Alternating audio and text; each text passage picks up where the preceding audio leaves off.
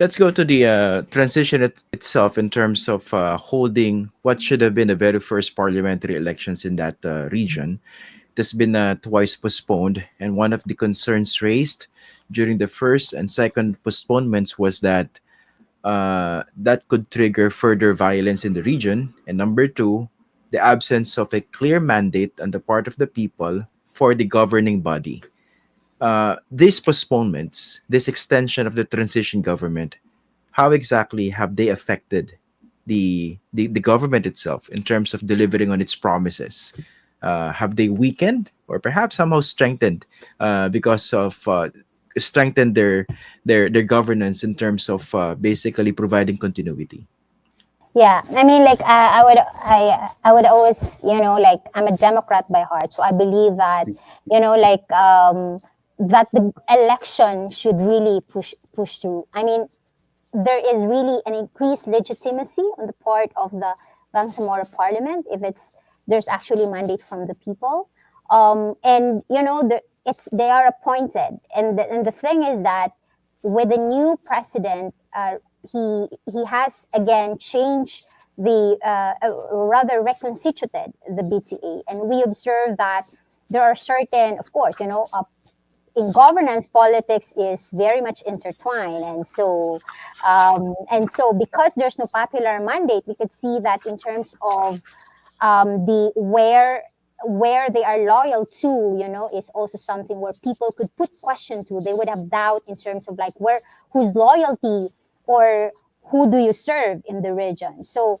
personalities right now are quite politics is quite high, like for instance in terms of like how governance assessment. That's why this, I would say, a modesty aside, that this is the first ever balanced assessment, is that a lot has been said in terms of partisanship, but in terms of like how the BARMM really fared in terms of the governance structure is something that people refuse to talk about.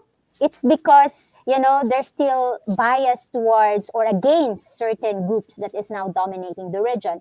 And I'm not just referring to the MALF, but I'm also referring, for instance, to the traditional politicians, the local government officials who are right now, building strategic alliances with the government of the day. And so with and so at the governance perspective, people still see it that the appointed members of the parliament do not really have the necessary mandate where they should serve the interests of the public and not just the interests of certain parties or certain personalities that is not necessarily towards developing the holistic development of the BARMM. And that is now really gets so messy. And of course, with the call for postponement, which is not, it's still a hearsay, because the COMELEC pronouncement is that the parliamentary election pushes through in October, and we are really hoping that by then we could have the historic first ever regular parliamentary elections, which, by the way, according to the BOL, should have been synchronized during the May 22 elections. David, same question. Has this actually helped the region as a whole? This Oh, extension. my short answer would be, uh, I mean, when I was last in the region, let's see, uh, down in the BARMM late last year, so I think it was after the Supreme Court's decision on uh, Sulu being removed from the BARMM. I mean, even before that point, pretty much everything was being driven by the run up to the elections for May of earlier this year, right? So and now the elections have been extended to October, and again we'll see whether they happen. So I mean, it's basically been electoral politics for what, over a year, going on a year and a half now, and that's generally speaking not very good, not good for good governance, and for sensible policy making. So I mean, while I understand sort of understand the need for the initial extension. I don't. I think it's it's damaging to just the functioning of government and for continuity.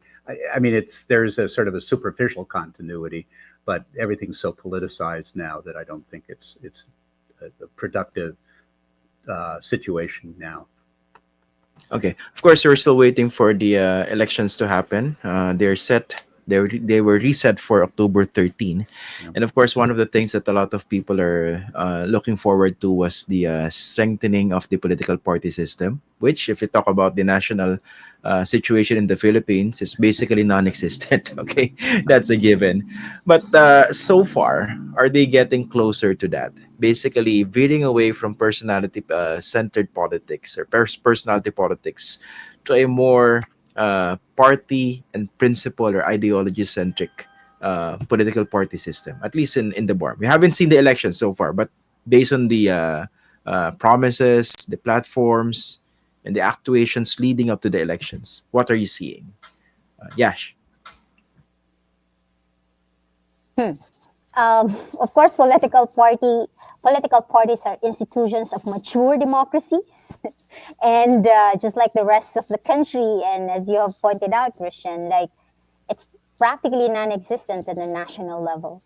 Well, I would qualify my answer in as much as at least in the BARM, there is already that institution, like the Bangsamoro Electoral Code, that mandates.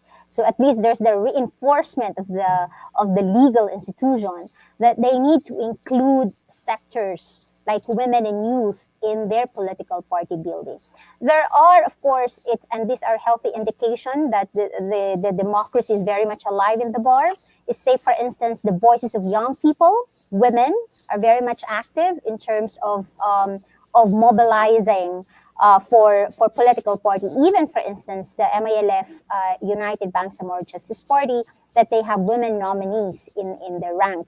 While it remains to be seen if they will be the dominant political party come October elections, but then we can see that there are, of course, emerging political parties of non-MILF, like say the Merdeka or the Bangsamoro People's Party, which are, of course, coalition of like what do you call this, non-Maguindanao parties that are also competing. So again, I think this is a healthy development in the region, and we are really looking forward that this would set a good example to the rest of the country.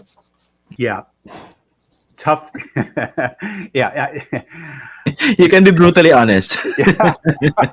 Well, no, well, okay. So the cynical view is, of course, yeah, that it's no different, and that the politics in southern Philippines is no different than anywhere else in the country.